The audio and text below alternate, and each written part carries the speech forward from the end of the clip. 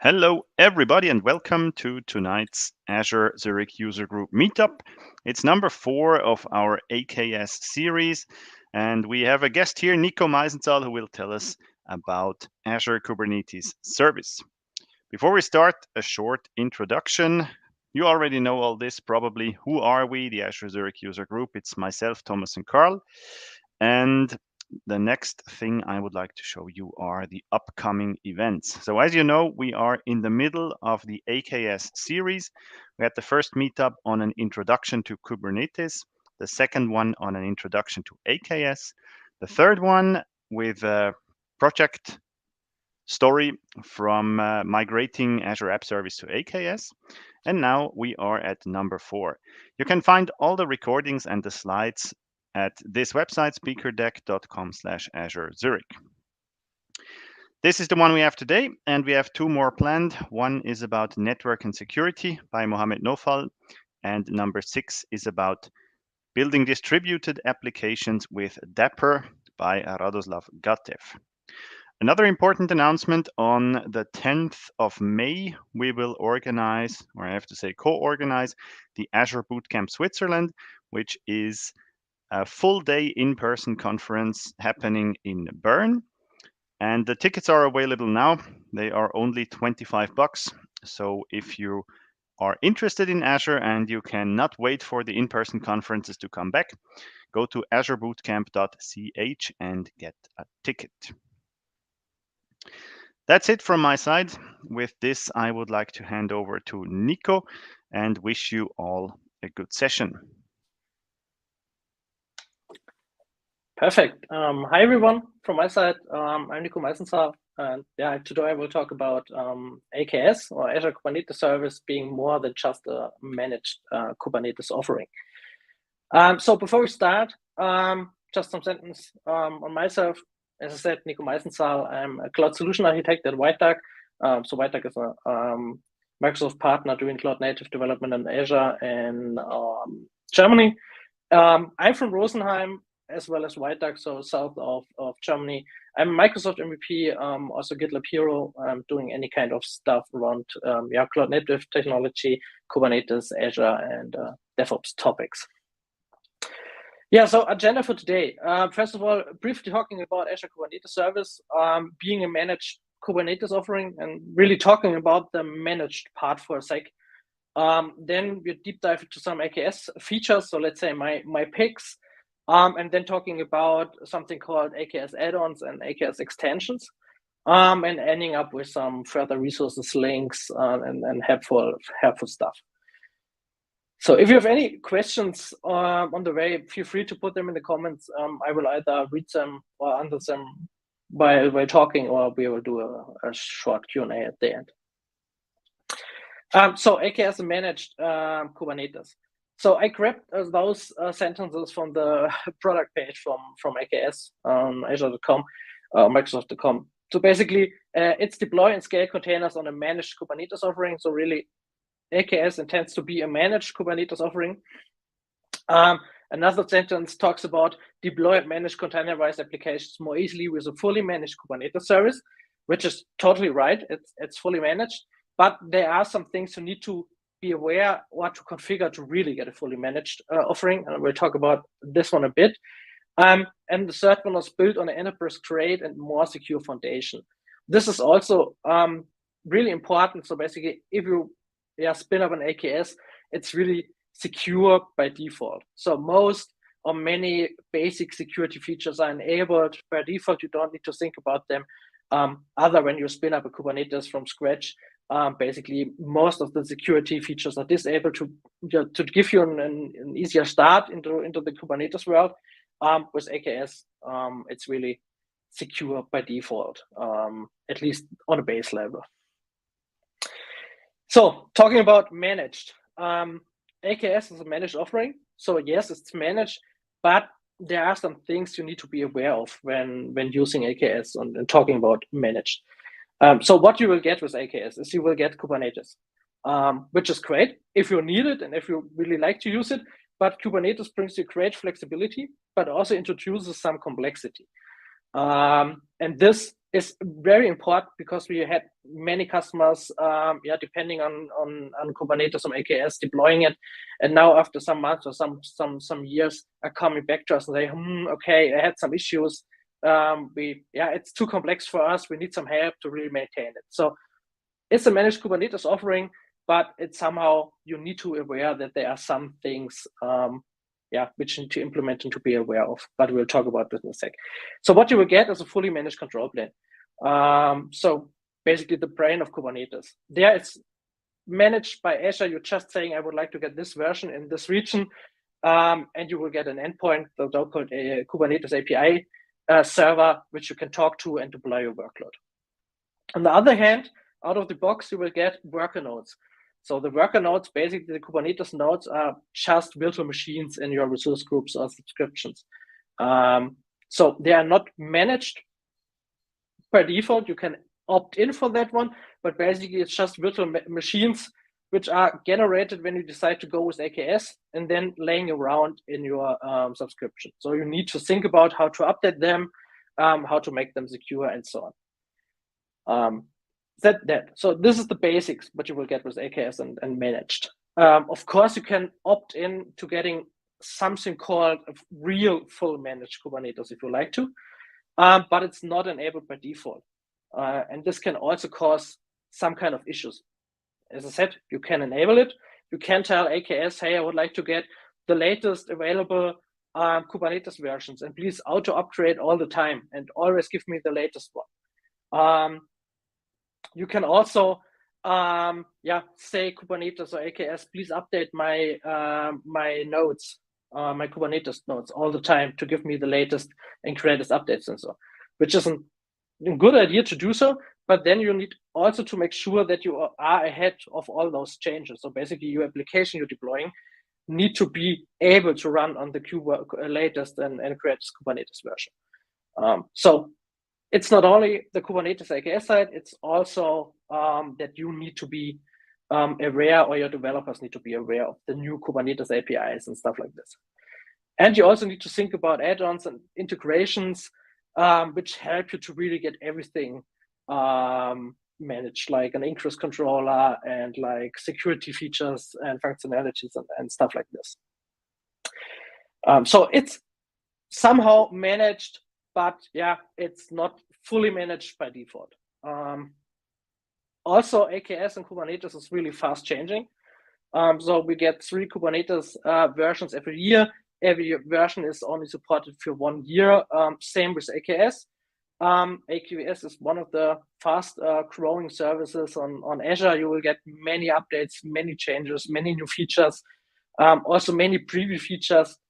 You might need to opt in to reconfigure when they are moving GA. So it's really fast changing, and there are many things you need to update over time to make sure that you're really production ready and everything is up and running smoothly. So AKS is not something like a storage account, for example, you just created and fire and forgot. So AKS, it's managed, yes, but you somehow need to think about the deployment, the architecture. You need to manually update some pieces, or at least rethink about enabling some kind of fully managed offering here. So it's somehow a great solution, but if you don't have a team in place which helps you to orchestrate and to maintain and operate the cluster, you should really rethink if AKS or Kubernetes in general is a way to go for you. I'm saying this one here because we have many companies over the last months and years coming back to us saying, hey, we decided to go with Kubernetes, with AKS, but we don't have a team to operate it. We are just developers and so on. It will not work, even not with a managed offering like AKS. For the future, it's still in preview, but maybe Azure Container Apps might be the right solution then for you, because it relies on Kubernetes, provides you with many informations related or functions related to Kubernetes, but completely abstracted away for you. That's that. And I know it was a little bit of negative here. If you require Kubernetes to work your workload and you would like to get all the great features of Kubernetes, AKS is pretty much the best solution for you if we're talking about Azure. It really makes your life easier because it abstracts many stuff. It helps you operate the cluster. It's just not fire and forget. It also perfectly integrates with other Azure services, and we will talk about this in just a sec. And it also integrates perfectly with the cloud native and open source world out there, the whole ecosystem.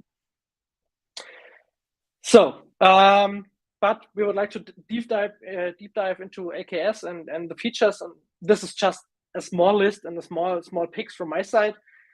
First of all, AKS allows you to run private. So basically, with this feature, you are able to expose your Kubernetes API server, the basically control plane, via private link into your internal Azure VNet or an internal subnet. So this really allows you to just expose the API into your own network, then thinking about express route, VPN gateway, and so on to connect to it, and not outside publicly in the internet, which is the default. So it's a great feature if you would like to hire security and not to expose your whole API into the internet. Talking of that, it's of course also possible to expose your services, your applications running in Kubernetes, not only into the public with a public IP, but also into your own subnet network and just using an internal load balancer with an internal IP and expose it to your subnet. Furthermore, you can of course then rely on a container registry, which is private and integrated with private link. So the same thing like the API server, or even some kind of dependencies like in storage account, like in database and so on. So really making sure that the whole environment is, let's say, air-gapped and not available or has available endpoints into the internet. But really great functionality. We're using it in many customer projects where we need to hire security. So private AKS really helps here. On the other hand, it also can be a little bit complex when you design and implement it due to network routing, network configurations, and also some kind of DNS changes you need to be aware of. So it's somehow a little bit tricky if you need to integrate it in an existing environment. But there will be some updates here. So there is a version V2 private AKS version planned for the future, which really will reduce the complexity here. It's not yet available, but it's on the roadmap and will be delivered pretty soon, hopefully. On the other hand, we have Azure Active Directory integration available. So with Azure Active Directory integration, you basically have the option to authenticate with the Kubernetes cluster using your Azure Active Directory identity, or also through a directory group membership within Azure Active Directory. So basically, you can then really authenticate with the user and then doing a kubectl get, kubectl logs, deploy something in a cluster, and so on. So it's seamless integrated with the Azure portal and Azure CLI. And furthermore, if you opt in to use Azure Active Directory integration, you can then also disable the default local cluster admin account. That's basically just a full admin account into your Kubernetes cluster, which you then, if you opt in for the Azure Active Directory integration, can completely disable to really higher security and not expose a local Kubernetes account with full admin rights here.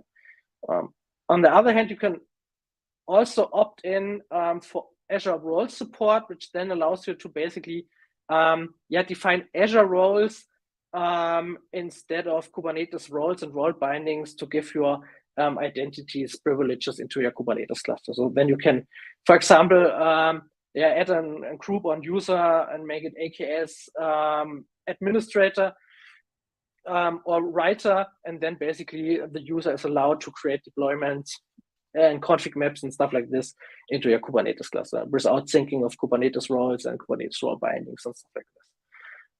In the Windows world, you can also then rely on group managed service accounts if you need them and run them or use this on Windows nodes.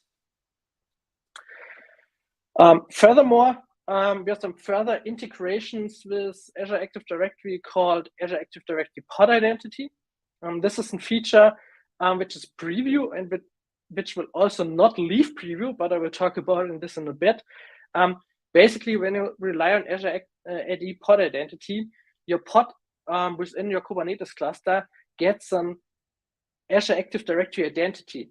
And then the pod can talk with this identity and authenticate with this identity on any other Azure resources supporting this. So basically, you can then talk to a storage account, to a database, or things like this and authenticate without injecting secrets, injecting connection strings, and so on. Just relying on the identity of the pod and being the identity being having a role assignment on a storage account or so, or on databases, and then rely basically on Azure AD pod identity to handle all the stuff and provide you with a token to authenticate. There's also no really code change required. So basically, talking about the Azure SDK, you just need to rely on the default credentials, and then basically Azure AD pod identity in the SDK will really handle it and will expose you a one-time token to then authenticate automatically using the default credentials. So really nice feature to higher security, to not think about how to inject secrets in CI/CD pipelines or encrypt them in GitOps or so. Really nice feature and really hires your security here. As I said, it's a preview feature and it will not leave preview because there's a successor called Azure AD Workload Identity. Basically, the Azure AD Workload Identity will doing exact the same thing Azure Active Directory pod identity does. So it's the same outcome, but it's a completely new implementation. They decided to re-implement Azure Active Directory pod identity because they had some scale and performance issue. Azure AD pod identity only supported AKS and not any Kubernetes cluster and any cloud or on-premises, like now Workload Identity does. Workload Identity now supports not only Linux, but also Windows workload. And it's not so complex to configure it. So Azure Active Directory Workload Identity, Azure AD pod identity really relied on many custom resource definitions and did some injecting in the traffic relating to the metadata service of Azure. So it was a little bit of hacky. It worked, but it wasn't really, really great. And this is why they decided to implement a new version of it called the Workload Identity. How Workload Identity works, it's basically, it relies on a webhook and a so-called service account token. So basically, every Kubernetes service account in your cluster will get a service account token by this webhook. And then this service account token will be injected into a file path into your Kubernetes workload, so mounted into your pod. And then basically your workload can use this token and send it to the Azure Active Directory. And then the Azure Active Directory will verify it and will see if it's trusted. Verify it against the OpenID discovery document, and everything is well. The Azure Active Directory will provide the Kubernetes workload with an Azure Active Directory access token, JWT token, and with this, basically your Kubernetes workload can then directly talk to the Azure resources, authenticate, and get some data, write some data, and so on.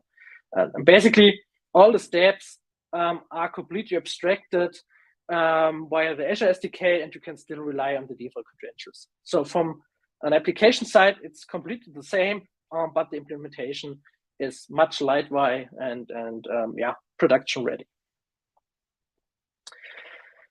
So something I already talked about is auto upgrade on node upgrade. So to really get a fully managed Kubernetes cluster, you can enable auto upgrade on your AKS cluster. There are different channels. So patch only does fixed releases, stable updates your cluster to the latest stable version, rapid to the latest version, which is not a preview version, and node image only upgrades your Kubernetes nodes operating system images.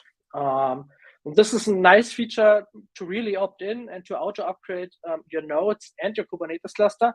But you also need to make sure to really stay up to date with your manifests and APIs to not to face any issues when their Kubernetes cluster is upgraded. And you are not aware that there's a new Ingress API or something available, and basically your workload isn't exposed anymore outside of the Kubernetes cluster, for example.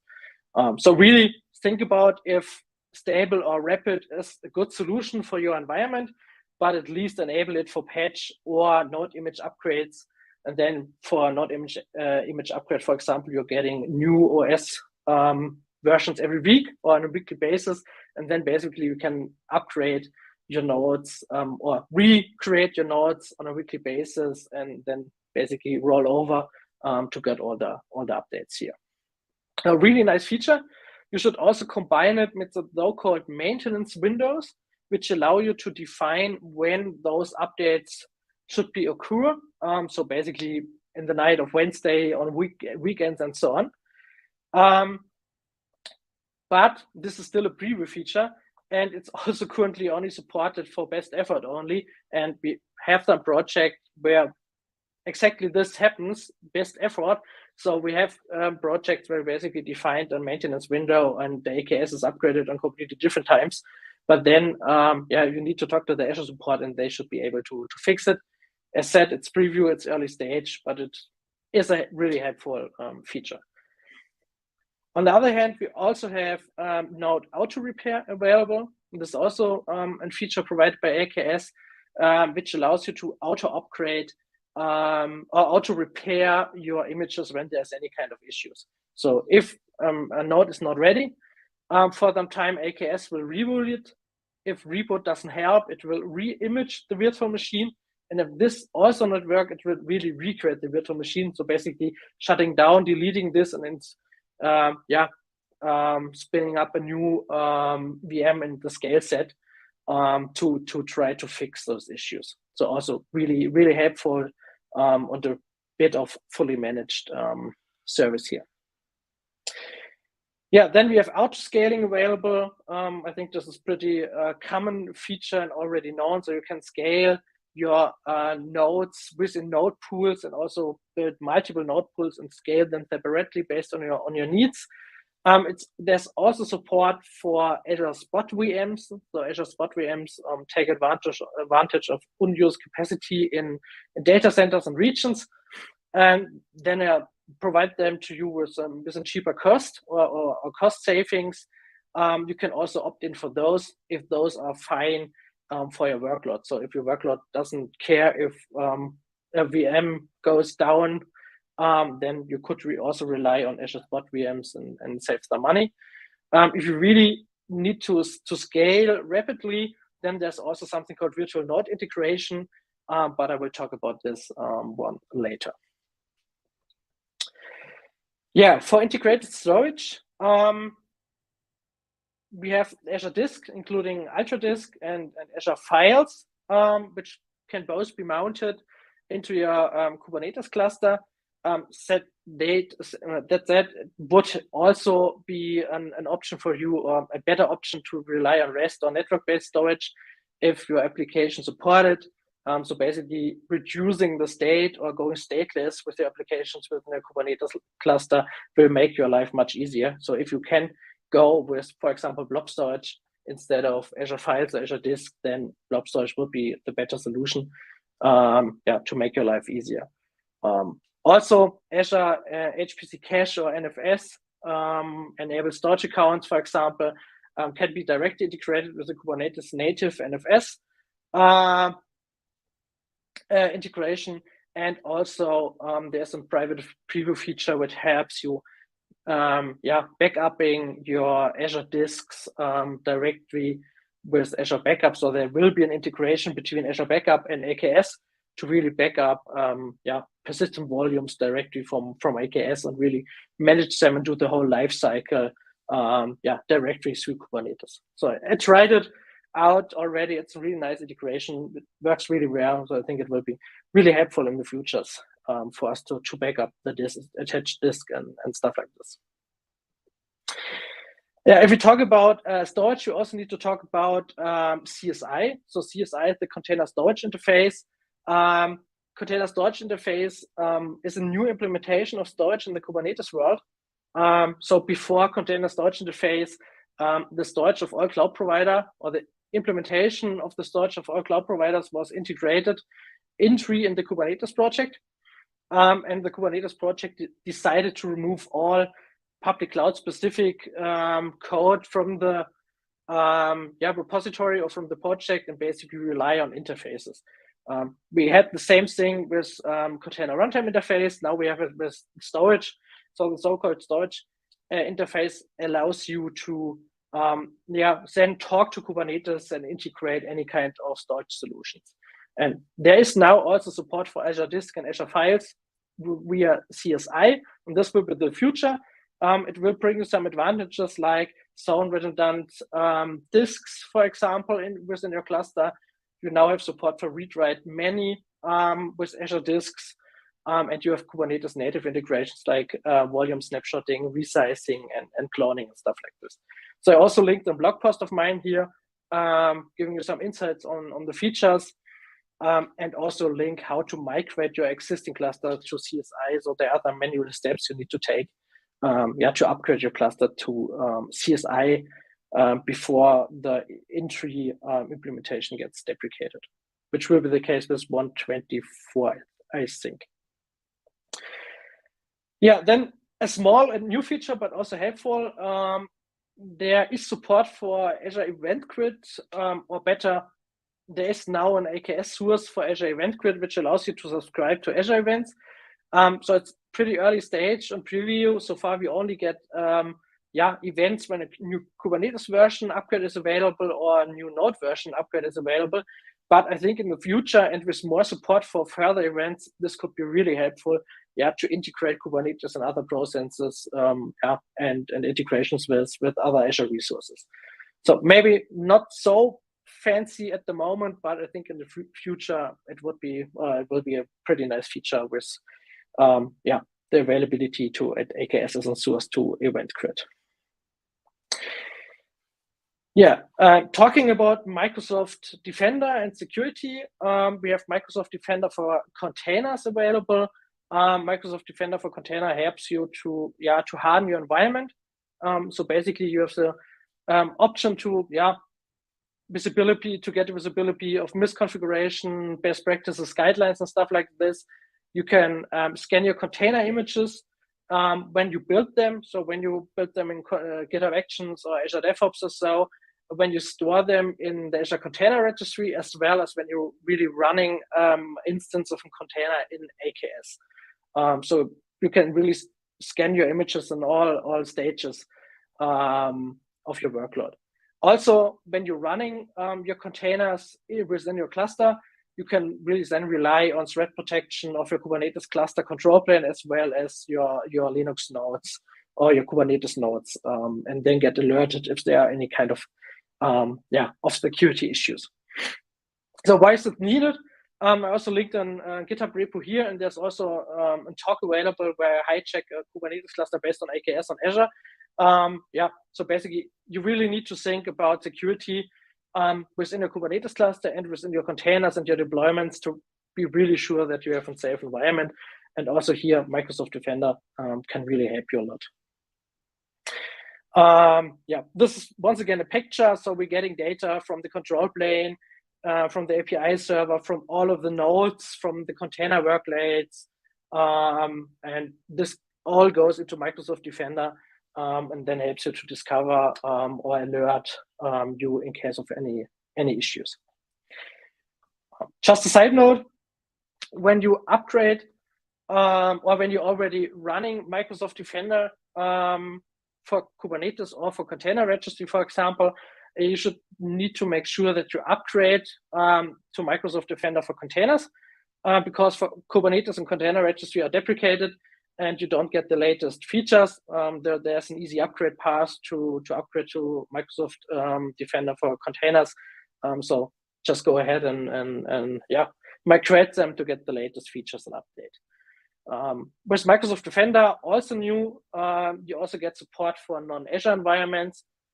So if you have a Kubernetes cluster on Amazon and AWS or on Google, or also self-hosted somewhere on-premise on any cloud, and it's CNCF certified Kubernetes, you can then also enable Microsoft Defender for containers there via the Azure Arc integration. So it's not only limited to the Azure cloud here. Yeah, then not a feature I already use, but I think it's pretty important. In some use cases, you can also run confidential computing on AKS, and this relies on the Intel Software Guard extension and also requires specific Intel cores here. And then this feature allows you to protect sensitive data and to run specific workloads in a specific memory space on those nodes to really build a trusted boundary here. So really nice feature. So if you need any kind of protection, confidential computing, you can opt in for those machines and get it out of the box. Furthermore, you can also implement the Open Enclave SDK into your application and then really decide which kind of code in your application needs to run trusted on specific memory parts on the nodes and which code just can be handled as normal application. But this then really requires you to implement the Open Enclave SDK by Intel to really rewrite your application. But overall, a really nice feature. So I think last thing of the features in AKS is not really a feature, but the uptime SLA, which is also really important. So if you decide to go with AKS, you can have it in 2 tiers. The default one is the free tier, so you don't pay anything for a control plane, but you also get fewer replicas of the control plane and limited resources. So if you have a production-ready cluster or a bigger cluster, you might get some trouble here. And therefore, I recommend to go with a paid tier, which is packed by an SLA. So it basically costs around about $70 a month, and then you get a guaranteed SLA of 99.95 or 99.9 for non-availability zones regions. I also had some issues in smaller region. So for example, central West Germany, so Frankfurt, I really had issues with AKS doing lower prioritization of the API calls, really facing strange issues when scaling or doing auto scaling, when upgrading the Kubernetes cluster and so on. So it's really a good idea to opt in for the paid tier for the control plane here. Okay, do we have any questions so far? Okay, good. Then talking a bit about AKS add-ons and extensions for a moment. So they are both different, but I will just talk about what they have in common and then talk about the difference between them. So add-ons and extensions allow you to extend and integrate AKS with other Azure services or open source projects. They are integrated with the Azure Resource Manager. So basically you can rely on your Azure CLI, on Portal and so on to enable them and to integrate them and not rely on Kubernetes or Helm or kubectl or anything. They are easy to use. So this is the common part of all. If you're now doing a deep dive on the add-ons, add-ons are fully managed and fully supported by Azure. So if you install an add-on into your Kubernetes cluster, you do not need to care about anything. You will get fixes automatically applied on a weekly basis, and any minor or major changes are implemented via AKS upgrades. So when you basically upgrade your control plane, you also get minor and major upgrades from your add-ons. So everything is abstracted away from you. You don't need to care about it. You just need to enable them. They're also part of the Azure Resource Manager AKS provider, so they're really part of AKS. But because they are managed and supported, you are a little bit limited on the configuration option side. So basically, there are some parts which you might not be able to enable in the add-on, which you would be able to enable if you deploy it on your own and configure it on your own. But there's a really nice option to get something out of the box and fully managed. So AKS extension, on the other hand, are relatively new. with AKS, so they are still in preview, but we already know them from Azure Arc. So if somebody of you already used Azure Arc, you might know the extension there. It's basically the same with AKS. They are also easy integrated, so you can rely on Azure tooling, API, CLI, and stuff like this to install and upgrade them. Under the hood, they are built on top of Helm charts, but you don't see them, so it's completely abstracted, and just using your Azure tooling to manage them. Really important, the extensions are not managed or automatically updated, so there's no management by Azure. It's just, let's say, a wrapper which helps you to get easily started and to get somehow a lifecycle management using the Azure tooling.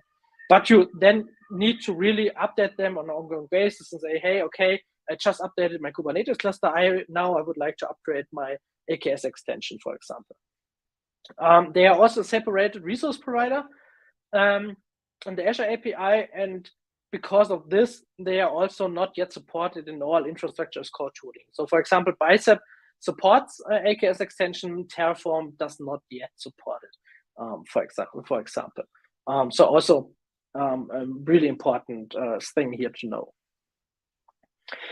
So if we now talk about add-ons for a moment, so what do we have here? And once again, add-ons are the fully managed things you don't need to care about. We have Container Insights.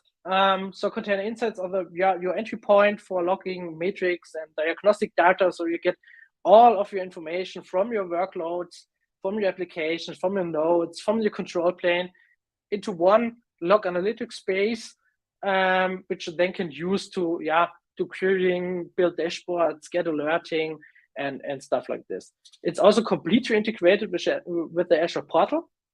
So you also get some nice dashboarding and basic information within the Azure portal. If you rely on Prometheus metrics in your application, custom metrics, so you can also scraping those ones and then sending them over into the Container Insights or into Log Analytics and build dashboarding, alerting based on those. And also something pretty new and not yet available in public preview is there will be an Azure managed Grafana instance, which will also provide AKS as a data source. So if you would like to, can in the future also rely on a Grafana dashboard and then rely on all the information on logs and metrics you have in your Container Insights already. Instead of then doing Azure dashboarding or stuff like this. So really rely on Grafana as you know it, but completely managed here. Also really nice way to get started, to get Container Insights and metrics and logging out of the box without thinking about your monitoring stack, for example. Once again here, a small picture. So we're getting everything from the container, we're getting the inventory, what is running in the cluster, we're getting performance log data, event data sent over to Log Analytics. From the Kubernetes service, we also get all the metrics and logs if we would like to, and also from the operating system, so basically the Kubernetes nodes. And with that, we can then build dashboarding. We're getting the Container Insights in the Azure portal. We, for example, can then use Power BI or workbooks to further build any kind of dashboarding. We can also then, work with auto scaling or doing alerting based on the metrics, for example. So really create monitoring stack out of the box without running it or maintaining it on your own. Then, as I already said, virtual node integration basically helps you to rapidly scale your container workload. If you talk about normal auto scaling, it can take up to some minutes until a new virtual machine is spawned and integrated into the AKS cluster. With virtual nodes, you basically scale out into Azure container instances. So basically, you will get a virtual node, which is basically application Azure container instances, and then basically you scale your workload there. So really, when you rapidly need to scale out within seconds, or you maybe have some batch or job workload requiring any special requirements like, okay, I have a Windows container, but only one, or I have a job which requires a GPU, and it's too expensive to spin up a virtual machine, then you could think about running this one in GPU-enabled Azure Container Instance, for example. But yeah, basically for batch or job workload or for rapidly scaling out your workloads. Another great add-on is Azure Policies for AKS. Basically, this one allows you to use Azure Policies as you know it, but defining policies within Kubernetes cluster. So doing something like, I don't want users to spin up or run container with root user, or running container without limits on requests defined and stuff like this. So you can basically rely on your Azure tooling, configure it in Azure Policy, but then enforce settings within your Kubernetes cluster. And also enforce it not only for one cluster, but for multiple clusters. So you have one Azure policy and can just say, okay, for all of my AKS, I would like to enforce those policies. Under the hood, it's based on the open source project called Open Policy Agent Gatekeeper, which is basically one of the bigger open source tools building policies in AKS and then also enforcing them or the audit them. But it's an add-on, so it's fully managed. You just rely on Azure Policies, defining your policies, and then enforce them or audit them in the Azure portal and make sure that all your clusters in your subscription are compliant here. So really great feature. Also, when you not only have one cluster, but multiples you need to operate. Yeah. We have a question here. Are there predefined Azure policies which can be used? Yeah, there are many policies you can use and you can enable by default. So basically, there are two combined ones. A basic level security, which you can most of the time just enforce to make sure that the really bad security things are disabled and enforced. And then there's another one which is more strict. It has multiple policies in it, which you then can, for example, configure to just be audited, and then maybe talk to your teams and make sure that you will get some more information. Basically, as I said here on this slide, we have a baseline, we have a restricted one. They are limited for Linux, but you can just follow up the link in the slide later, and you will find the more detailed list, what exactly is behind the baseline and the restricted pod security here. Of course, you can also add some custom policies if you like to, but this is still a preview feature, but then you can also build any kind of your own policies and then enforce them or them somewhere. Another really helpful add-on is the Application Gateway Ingress Controller. So I think you all know Application Gateway. It's a managed HTTP proxy doing any kind of TLS termination, routing, and stuff like this. And there's an integration with Kubernetes that you basically have an ingress controller in place. So basically you say, hey, Kubernetes, I would like to expose my application with this host name using my ingress.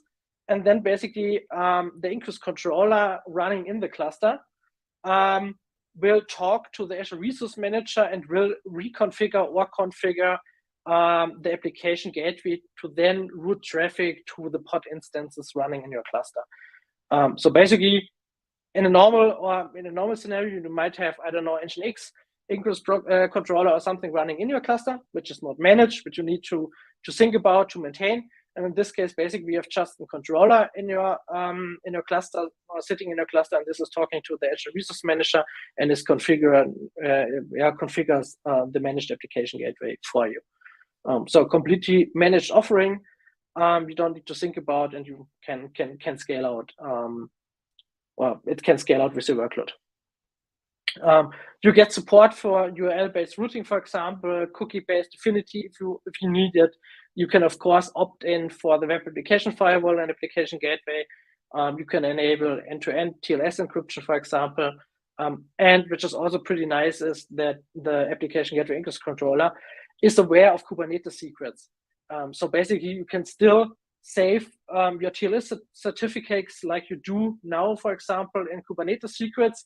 And the application gateway will expose them to the application gateway ingress controller, will expose them into the application gateway to really enable TLS on the application gateway layer. And because this is supported, this whole setup also works with Cert Manager and Let's Encrypt certificates. So you can still easily rely on Cert Manager to get your Let's Encrypt certificates in Kubernetes, and those will be then exposed to the application gateway. So pretty nice setup. Of course, this one is also available as a just Helm chart deployment. As I said, add-ons are a bit limited with the Helm chart. You have way more configuration options available, but then of course not fully managed. Yeah, then we have HTTP application routing in place. This is nothing really production ready, but it helps when you develop your application and just spin up a Kubernetes cluster and would like to get an ingress controller and some more stuff available. So basically it's an add-on and it will spin up an Nginx ingress controller in your cluster. You will get an external DNS controller. This is also an open source project, basically watching your ingress resourcing and then creating DNS entries in an Azure DNS zone, which you will also get out of the box by this add-on.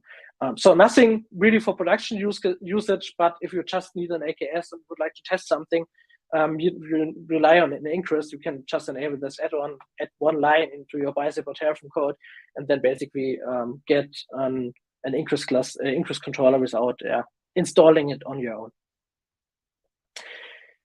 Another add-on, if you need a service mesh in place to run your application, you can rely on the Open Service Mesh add-on. So Open Service Mesh is a lightweight service mesh based on the Service Mesh interface implementation. The Service Mesh interface, it's the same like the container runtime interface or the container storage interface. It's once again an interface, so it's some definition, service mesh definition, which defines functions and and configuration, how to configure a service mesh, and then you have some implementations like, for example, Open Service Mesh or Linkerd or others, which are then basically implement the service mesh based on the service mesh interface. So if you already rely on a service mesh and already rely on service mesh interface, you can basically just remove your old service mesh and opt in for the Open Service Mesh add-on to get a managed offering with the same functionality and the same configuration, for example. So Service Mesh in common helps you with service-to-service communication and mutual TLS between them, traffic shifting like A/B testing, canary deployments. You can do access control policies or really say, okay, this service is allowed to talk to this service and only do an HTTP GET request on /API, for example, or also doing some monitoring and instrumentation stuff here. So if you require a service mesh, the Open Service Mesh add-on might be helpful and would be completely managed for you. Then another thing which we are using in many projects, if not all projects, in the Azure Key Vault secret provider. This one is also an add-on which allows you to inject secrets from Kubernetes, from the Azure container, Azure Key Vault, from the Azure Key Vault into your Kubernetes workload, and completely abstract this.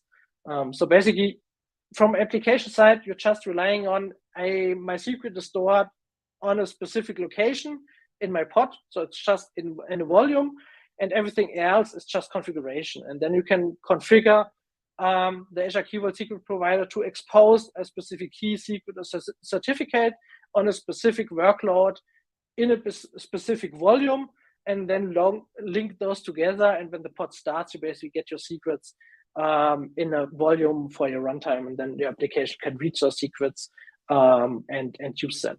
And this without storing any kind of or exposing any kind of secrets in the deployment phase or within Kubernetes and storing them in the Kubernetes secrets or so. So it's really just stored in the Key Vault and injected into the runtime at runtime.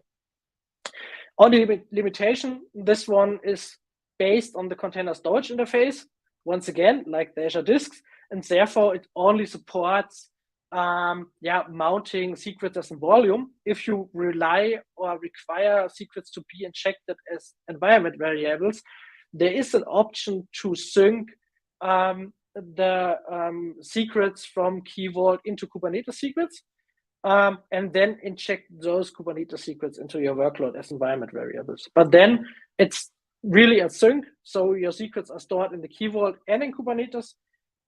For the volume part, it's really just injected and they are just stored in the Azure Key Vault. But really nice add-on we are using a lot in our deployments. Another one which we also use nearly in every project is the GitHub extension. This one is still preview, but really helpful.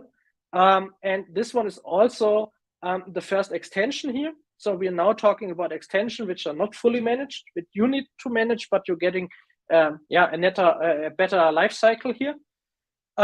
So with the GitHub extension, you are able to spin up a GitHub implementation, in this case Flux CD, with your Kubernetes cluster. So basically you're saying, hey,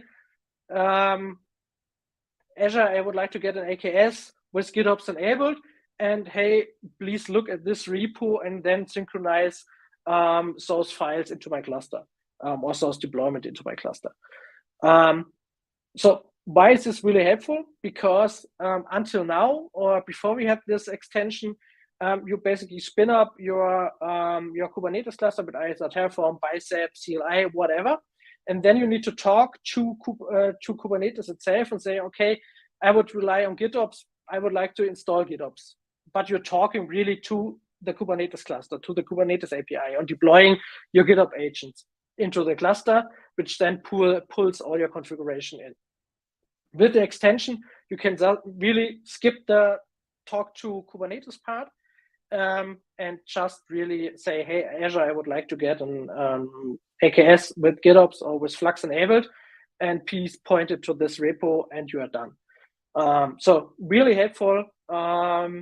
If you rely on GitOps, check out this extension. If you're not relying on GitOps or not really sure what GitOps is, check out our last Azure Runtime meetup from last week. So the meetup, there's a replay, there are slides, etc. It's in German, but if it's fine for you, you can get some insights on what GitOps is and how to use it with AKS. Really helpful. Yeah, another nice extension, and I think we will also have a session on that one later. I think it's the last session in the AKS series here in this meetup, is about Dapper. So Dapper is a distributed application runtime. It's a portable event-driven runtime which helps you to build and design and integrate your microservice applications in a containerized and cloud-native world. So basically, it's completely abstracts any kind of dependencies like service-to-service invocation, like state management, like secret injection and stuff like this.